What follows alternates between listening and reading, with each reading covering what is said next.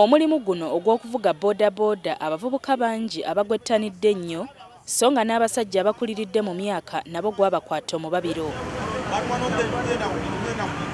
Bangi ku bagukola bagwenyumirizaamu era waliwo n'abagamba nti ekidduka kino bwe bulamu bwabwe. Mbaddewo okulya n'okunywa ng'ebigendererwa ebisooka mu bulamu bw'omuntu, tulidde tunywedde tuweerera abaana tulabira ab'enganda zaffe. Mu nsi tuli baavu nnyo. Lw'otakoze tolya.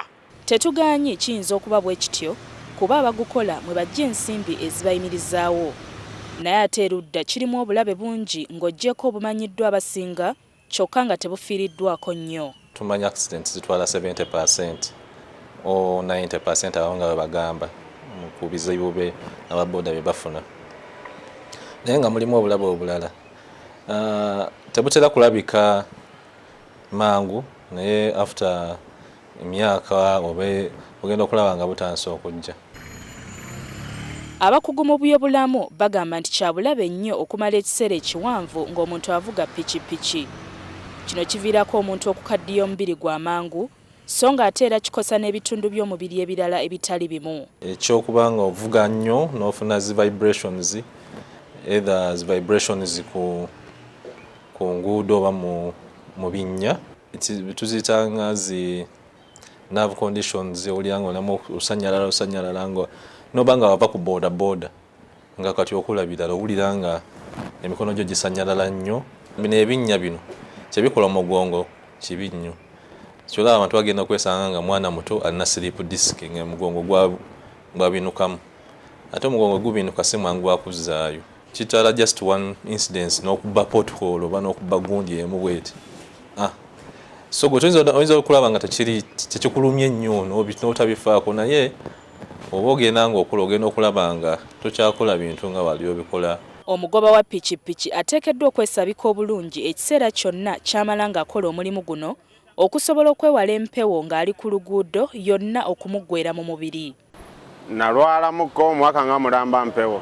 Ng'oli waka? Nga ndi waka sikola. Abasawo ne bakugamba nti? Abasawo ne baŋŋamba sidda ku pikipiki naye olw'obufunda bw'ensawo era ne nkomawo.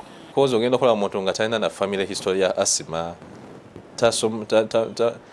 tanywangako sigala, myaka 2-3 ali ku boda, atandika okufuna obuzibu bw'okussa ku makya, empewo ebeera nnyingi tassa bulungi, lwakuba amawuge kati atandika okufuna empewo eno ne ga freezinga mu ndoomo.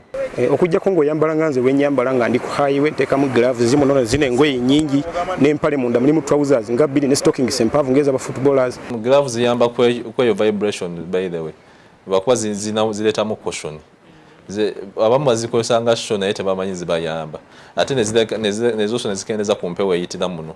So ng'ate era si kirungi kuvuga ngendo mpanvu nnyo ng'oli ku pikipiki. Nze navugako ku pikipiki ate nze nali nzivuga nga long distance nga nvuga naye ovuga kilomita nga 10 ku speed nga 6 ogenda ovaamu nga wonna wenna osanyala nnyo.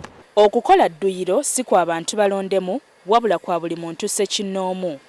N'abagoba ba pikipiki nabo basaanidde okufissangawo akadde ne bakola ku exercise okusobola okukuuma emibiri gyabwe nga miramu bulungi. Okuba boda ova ku makya atudde ku stage atudde ku pikipiki ne waba avuga atudde ne omusabaze ne wavaako wa boda asigala atudde.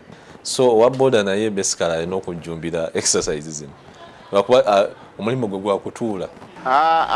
Bw'obudde buba butono obudde okola exercise ewa boda kiba kizibu kuba ebiseera ebiseera tuba mu field ya kunoonya ssente. Bwe nakiwulirako ekintu ekyo nkolera ddala training ez'olweggulo road work mpita emuyengeyo ku Muyenga Tank Hill participating mu MTN marathon zino zibeerawo buli mwaka. Nantabuulirirwa asaabala gwa bbumba nga n'asiika obulamu omukono tassa. Ebigambo by'abasawo biwulidde. Mu buli mulimu gwonna gw'okola obulamu bwo kye kisinga obukulu kuba mwana wattu tebugulwa. Hatima Nalugwa Sekaya, NTV, Akawungeezi.